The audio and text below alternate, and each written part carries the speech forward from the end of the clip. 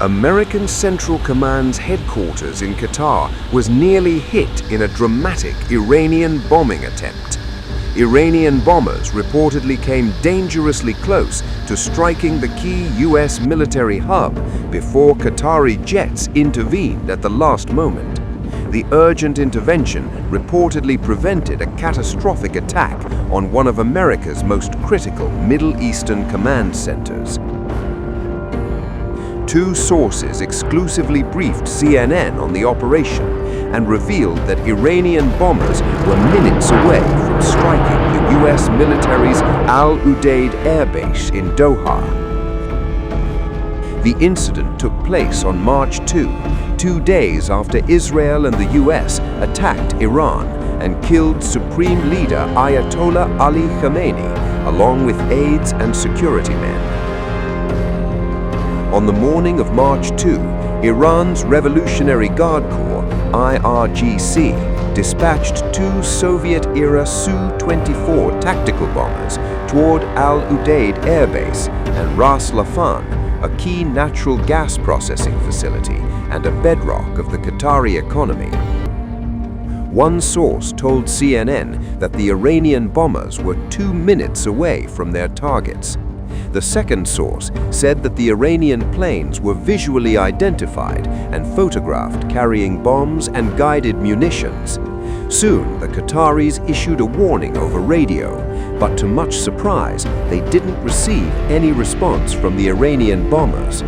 Sources said the planes had switched to a flying altitude of 80 feet to evade radar detection. Due to time constraints and based on the available evidence, the aircraft were classified as hostile.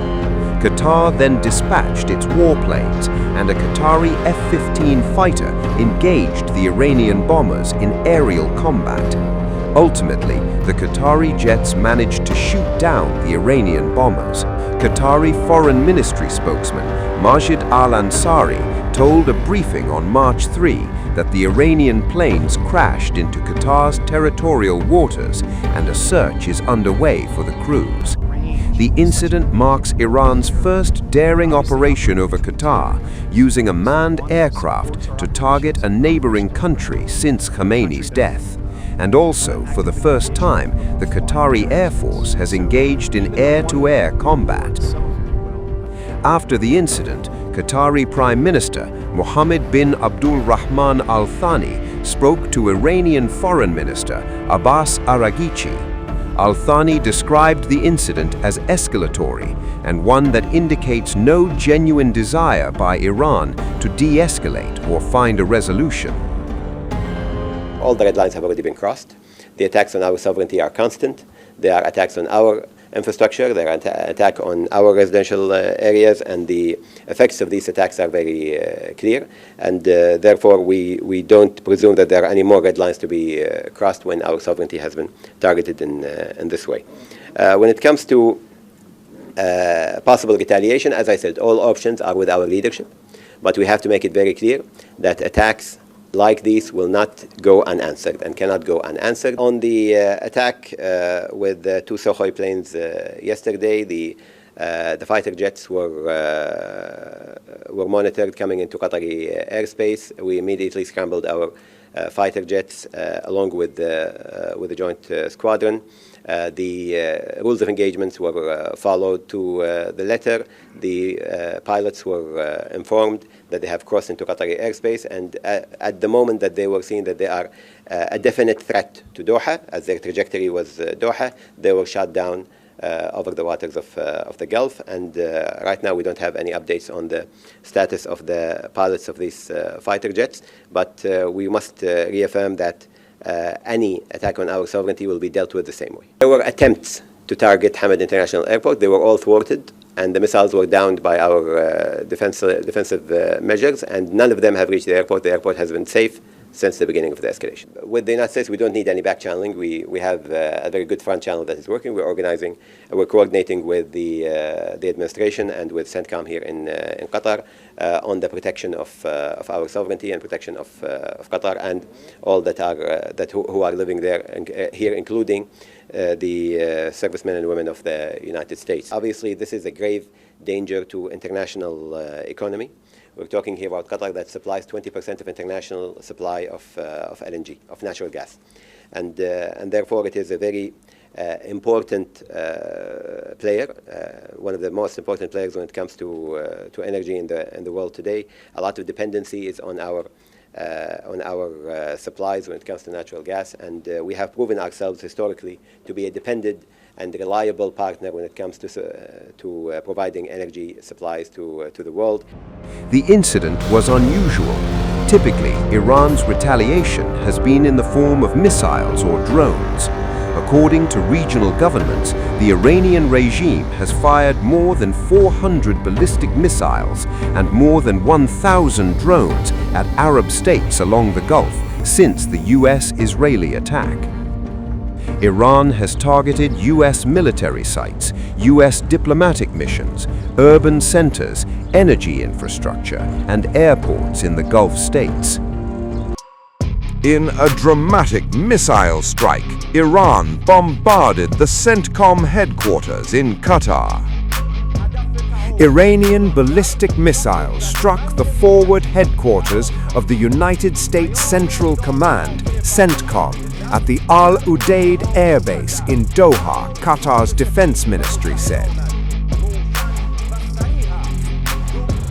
In a statement, the ministry said Qatar was targeted by 2 ballistic missiles launched from Iran, adding that air defense systems intercepted one of them, while the second fell on the base located southwest of the capital Doha without resulting in human losses.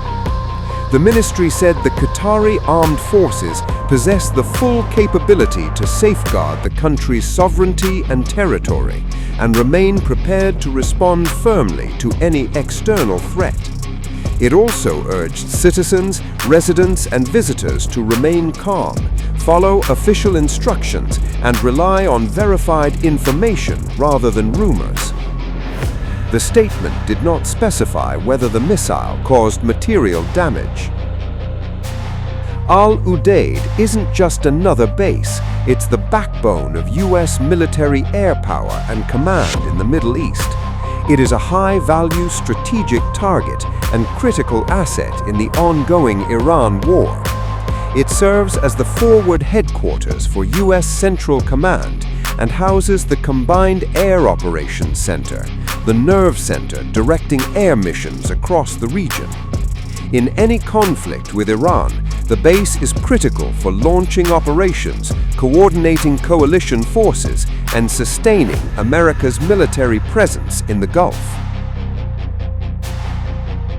Qatar also informed that it had dismantled 2 spy cells linked to Iran's Revolutionary Guards. Qatar's official press agency reported that close surveillance made it possible to arrest 10 suspects. 7 were tasked with spying and gathering information about vital and military infrastructure in the country, and 3 were meant to carry out sabotage operations. The suspects admitted during the investigation their links to the Revolutionary Guards and having been instructed to conduct espionage and sabotage activities, the agency further added. Tensions have escalated across the region since the US and Israel launched large-scale attacks on Iran, killing Supreme Leader Ayatollah Ali Khamenei and nearly 800 people so far. Iran has responded with drone and missile strikes targeting Israel as well as Gulf countries, which are home to US military assets.